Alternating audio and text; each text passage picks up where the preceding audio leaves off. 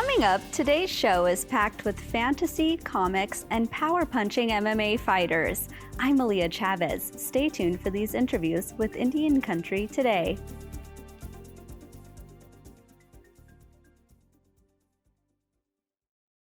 Arizona is home to 22 tribal nations and more than 340,000 Native Americans.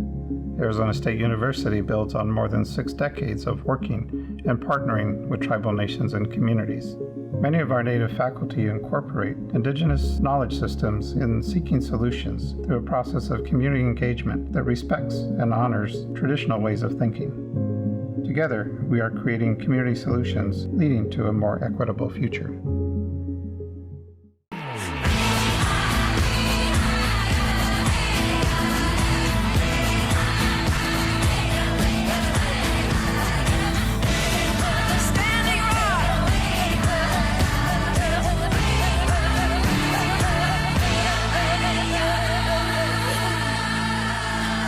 This is Indian Country Today. Go'atsi Hopa. Thank you for joining us. I'm Aaliyah Chavez. We're revisiting conversations with some of our most outstanding Indigenous guests. Mark Trahant recently spoke to Dr. Lee Francis about what's new in the world of comic books and Native stories. It turns out there's a lot of things on the horizon. Thanks so much. Go'atsi, everybody. This is so great to be here. Let's start. I understand you have a new anthology. Tell us about that. Yes, just in time. I hope for the holidays, given all of the shipping woes that we are all dealing with. But we've got a great new anthology called A Howl. It's an Indigenous anthology of wolves, werewolves, and rougarou that has been created by a number of incredible Native illustrators, writers, and publishers and editors, everybody coming together to create this really fun and dynamic anthology, graphic anthology of all things werewolf. Very exciting. I want to ask a broad question. When you think about sci-fi, one of the things that I think is underestimated is, one, it gets to the power of imagination, but two, it also ends limits. And so many of the young people in our community need that exposure to no limits.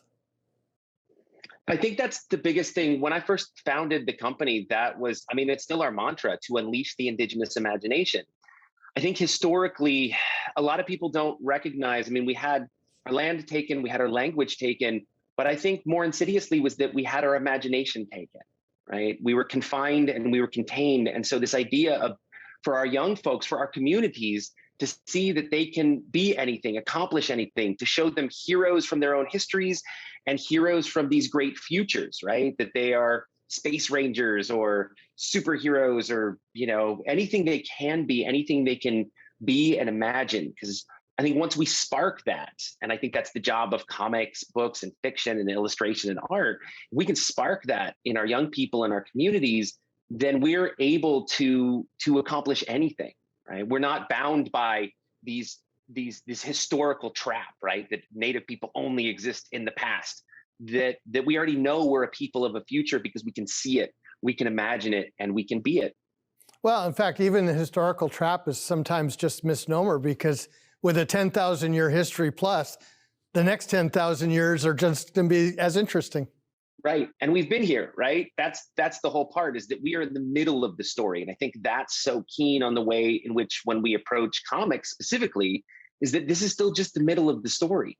And we can talk about 10,000 years into the future, and we can talk about 2 years in the future, and we can talk about 10,000 years in the past, and that our people as Native folks here have continued. And we continued. We made it through the apocalypse. You know, our first apocalypse, and we're going to be around for a long, long time. I want to ask you about another project you're working on that's a little different, and that's Native New York. Oh, yeah. So we had the sneak peek. It actually opens today at the National Museum of American Indian in New York City, down at the Alexander Hamilton something center, right down there in the financial district. Can't remember the end of it. It used to be the old, trade and building.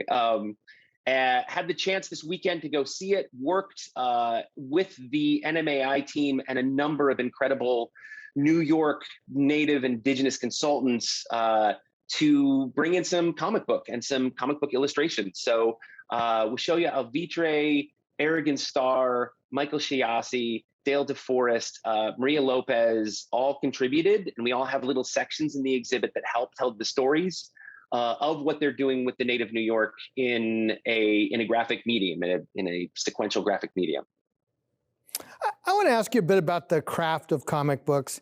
One of the challenges is to being able to tell a story with really few words and powerful images. And that really takes a lot of work. It's not just something you sit down and do very easily, is it? I guess unless you're a Mozart. You build up a practice. I think it's like any type of writing or art. There's a collaboration. There's artists who create and craft their own stories, and they can just start drawing. I'm a writer. I kind of doodle, sketch, and then pass that on to the artists that I work with. When you have a really good creative exchange between artist and writer, and especially when you're working with native folks, you don't have to go back and explain everything, right? You just kind of get it. Then I think it creates something really dynamic, and you just build from there. You get the sense. You start automatically thinking in panels and pages, and you know how much words you can put on that page, and you know how much your spacing needs to be. And if you want, like, you could write a letter and then you could fill that with words, right? And then just be an illustrated letter or something. But I think it's the intersection between both, and it's that way of storytelling, I think, that we've always kind of done, right, as native folks, of being able to contain a lot of information in a very short space, ideally, right? Like, some of the stories we tell, it's like contains so much information, but it's just a simple story from point A to point B that evokes so much culture, history, language, everything in between. Well, and so much of it's character driven that we really get an affinity for these characters and feel like we know them. Absolutely. We bring these our heroes, right? These are the heroes that we know, and we create an affinity towards them, be it, from the mainstream, be it Spider-Man to Super Indian. There's like a deep connection that we make because we like rooting for these heroes, and it's even better when these heroes kind of look like us, right? So when we're making comics and it's a hero that, I like Spider-Man. I also like being able to see myself and my family and my community in a comic book. And I think there's an even deeper connection that comes from a lot of the stuff that we're making, whether it's Native New York or Howl or anything else we got coming out. In some of these stories, how much of it's relied on our own stories that we've told and added a new dimension for this time? I think it varies, but I see that a lot, and I've always loved that. I love these story adaptations. I do that a great deal. I very much love to see, how do we take traditional stories, the ones we can tell. Obviously, we want to maintain the sensitivity to our own communities and the way the stories are brought into the world. But I think also taking some of those and adapting them. You see that in the art that Roy Boney does. You see that in the work that Dale DeForest is doing. You've seen that in things like Moonshot, where a lot of the native artists came together and sort of future cast and developed and adapted some of these traditional stories in new ways. And I think it's super important, again, so that we're not locking ourselves in a historical space. We know that our traditional stories are traditional, they're sacred, they're important, but I can use some of them characters. I could take, there's heroes for every age. So I can bring some heroes into this new age because there's still monsters about that we need to fight. I can bring tricksters into this new age because there's still lessons that we need to learn. So I always loved kind of doing that because I was like, man, what if you put Coyote in front of a computer? What would happen next? Like, that's a hilarious kind of thing for me. I was just like, oh, it's going to wreak havoc on the internet. That's a great thing to think through because, that's how our stories develop. They're teaching you how to behave. So I think that's always fun for me. One story that I want to ask you about is the business side of running a publishing house. It used to be there were gatekeepers and you had to try to get through a very small number of people. Now you really can start a company and reach people directly. How has that changed the landscape for storytelling? I truly believe there's room for all stories. And when there's no gatekeepers, I think there's still a little bit of gatekeeping that goes on, but it's so much more, there's so much more ability for native stories and native storytellers and artists and whatever to just get right out there. Because I think a lot of folks look at it like a zero-sum game. It's like, well, if this native story comes in, then it means I lose my story and everybody loses. And I was like, man, there's enough room for stories. We've been telling them for thousands of years, native, non-native, whatever. So this just gives a chance for more stories to come into the world. And so I think honestly, if this was 30 years ago, it'd be very hard for me to do what I do. I'd probably be working in the industry if I was publishing. But now I get to start, not only my own publishing house, but a distribution center for it, a comic shop that goes with it, and a convention that can spotlight all the cool things that we're doing. I was very intentional and strategic of saying, I want to break down all of these lines so that there are less gatekeepers, so that we can move from creative to, community as easy and as simple as possible. I do want to ask you about the convention, because that's a place where people really can be themselves and celebrate this genre.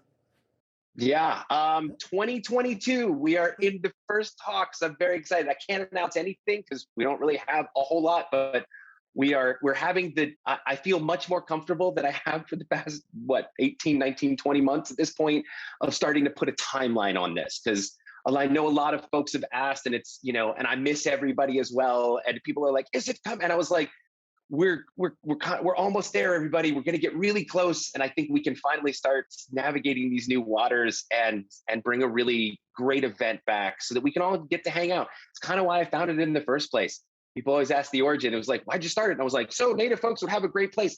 And so I could hang out with all the cool people. It's always so much fun to be hanging out with native folks and nerding out all weekend. So I'm very excited. So we're looking at fall 2022. That's our date. So just, hang tight, check our social medias, and we'll be putting out announcements hopefully really soon. Last question, we're running out of time. What do you think about young people when they read comics? What's the lesson you hear from them? I think that they're able to see themselves. It's about, creating heroes on their own terms. So many kids are into manga, native kids especially are into manga these days, which is amazing, because there's a whole art form that goes with it. There's a whole different style that goes with it that I think just appeals to their souls. I'm an Indigenous nerd. I love comics because they told me stories, they taught me lessons, and they were things that were tangible and that I could hold on to through my life. I think that holds the same for all the native kiddos out there and anybody that reads the stories that, we're making these days. That was activist, educator, and comic creator Dr. Lee Francis IV. When we come back, a fighter steps into the octagon one last time.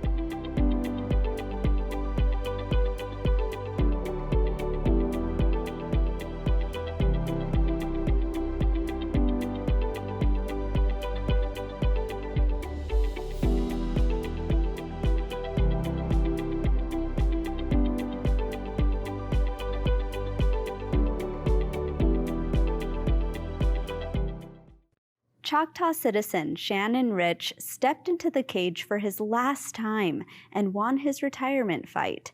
ICT correspondent Karina Dominguez has all the sights and sounds. Good evening, ladies and gentlemen. It was a rowdy Saturday night for Indigenous MMA fighters who entered the cage at Celebrity Theater in Phoenix, with one winning his retirement fight. Shannon Rich stepped into the cage for his last time and won his pro headliner matchup against Samson Guerrero via submission in the first round with a rear naked choke. As soon as he kind of turned, what were you thinking? I was like, I got him.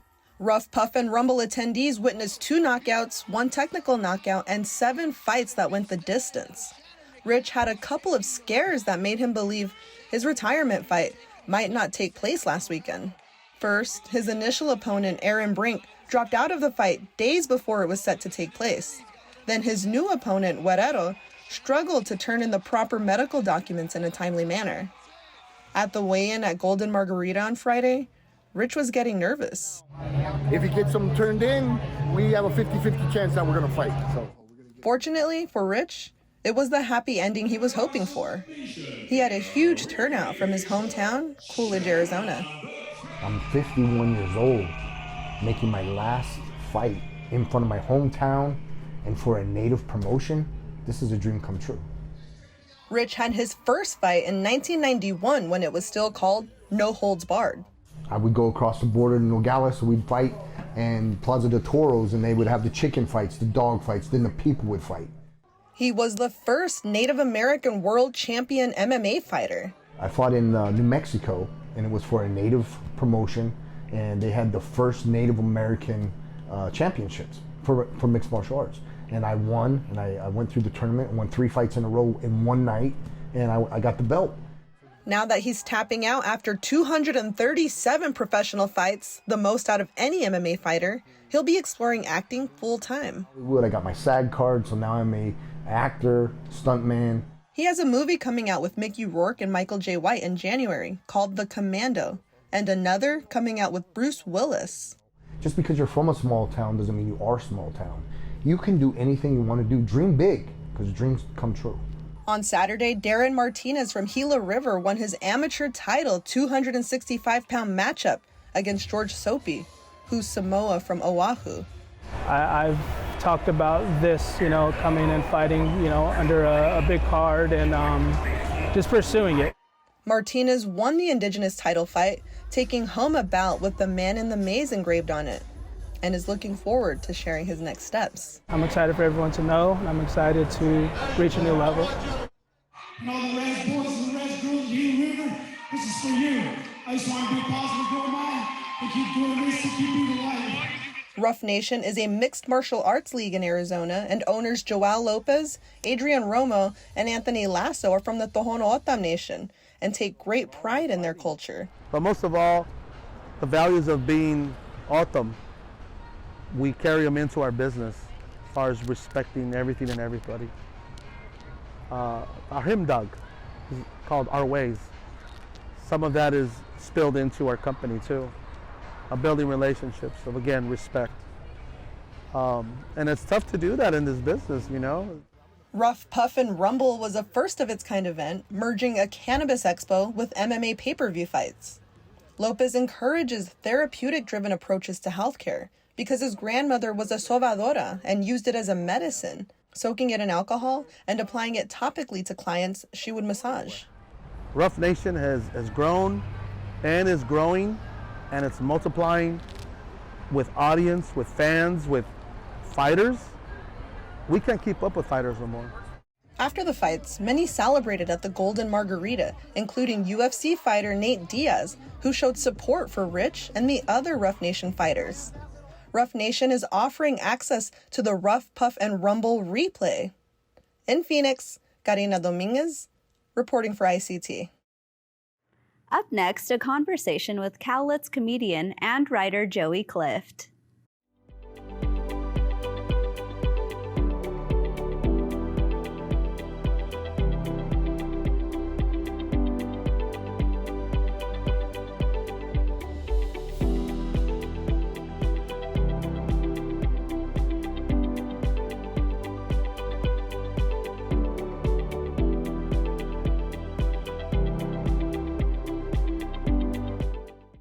Humor is something that has sustained Native people for centuries. I sat down with Cowlitz citizen and award-winning comedian Joey Clift to talk about all things funny and learned some hints about his upcoming projects. Joey Clift, welcome to Phoenix. Thanks so much for having me. It's so exciting to be in the Indian Country Today studio. Big fan of the broadcast, and it's great to be here. It's been a few months since you've been on our show. Tell us what you've been up to. I've been clawing at the doors of the Indian Country Today studio, trying to get back on. Spending the past couple of months being like, let me in. So finally, I picked the lock and got in. You're here. You made it. I'm here. I made it. Yeah, past couple of months, I'm still working on Spirit Rangers on Netflix. It's a really fun show coming out in 2022. I'm so excited about. And I just released an animated short with Comedy Central called How to Cope with Your Team Changing Its Native American Mascot. It's a comedy PSA about Native sports mascots that just came out fairly recently. And then I have a new short film that's going through the festival circuit called My First Native American Boyfriend that is getting into a lot of festivals and I'm really excited about. And other than that, just, I don't know, watching a lot of pro wrestling, looking at pictures of cats. I want to actually talk about Spirit Rangers. For our viewers who have maybe never heard of it or don't know what it is, tell us more about it.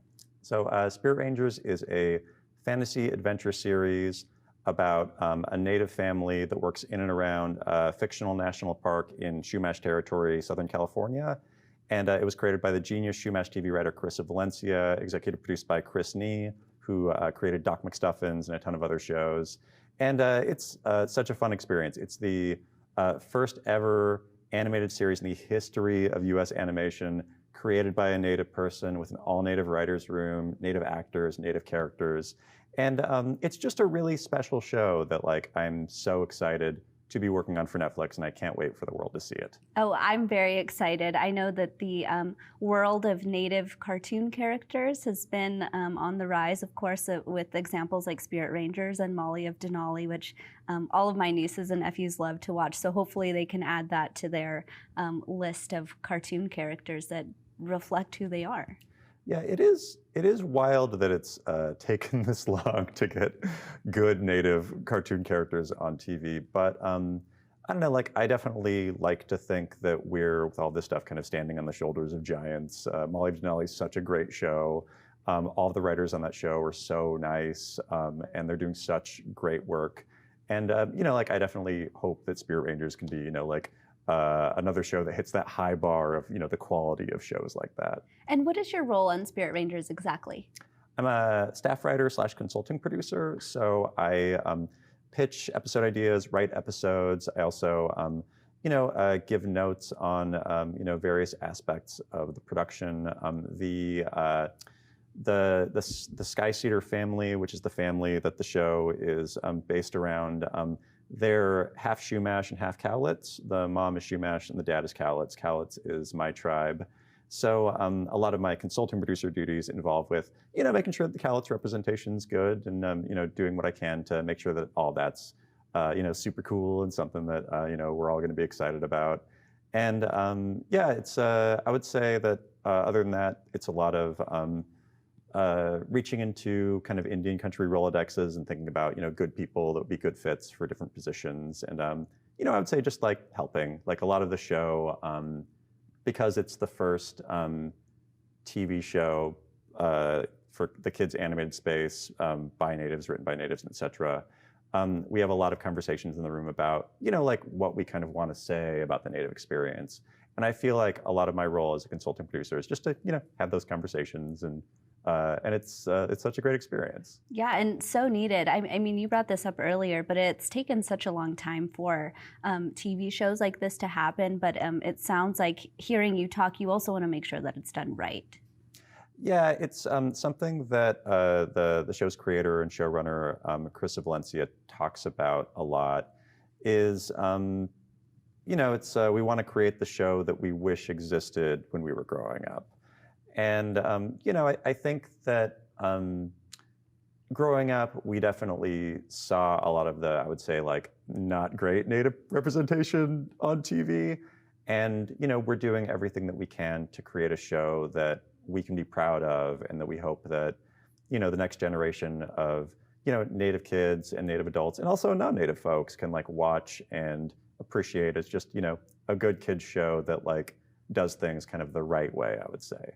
And I think also what's even, I guess to add to a layer to that, what's also going to be fascinating is exactly seeing this generation growing up with shows like this and seeing how, you know, when they get older, seeing how like they have these great examples. And I wonder if they'll feel kind of the same way that we did about you know, the examples that they grew up with. Because I know a lot of the times when you kind of get older, you think back and say, oh, I really loved this show growing up, or, oh, I really, you know, saw myself in this show. And now it seems like they have so many great examples. Yeah, I mean, I've got to say, like, 2021 has been such a wild year as far as Native representation goes. You know, shows like Reservation Dogs and Rutherford Falls. Like, this is, you know, a while back, but on Halloween, I was going to a Halloween party and I needed to throw together a costume last minute because that's how you do it.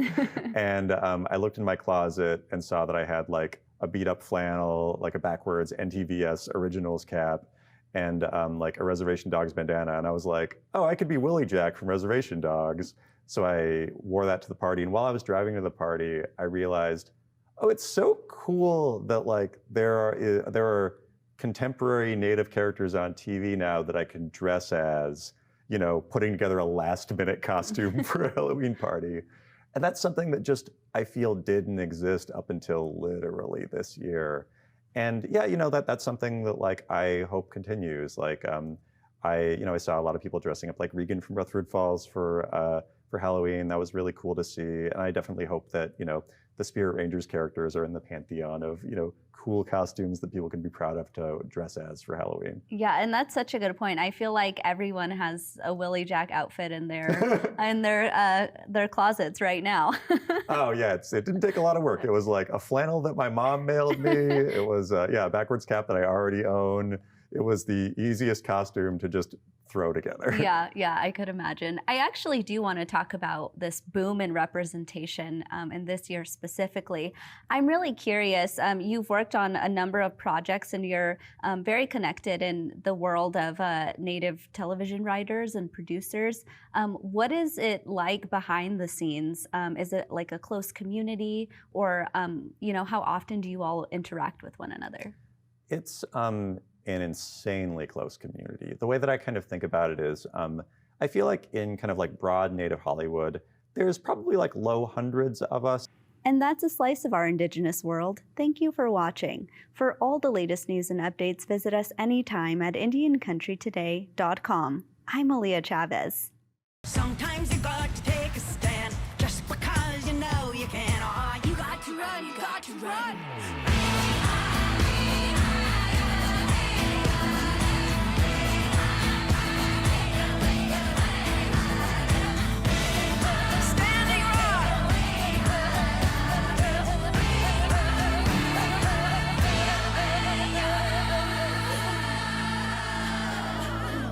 This is Indian Country Today.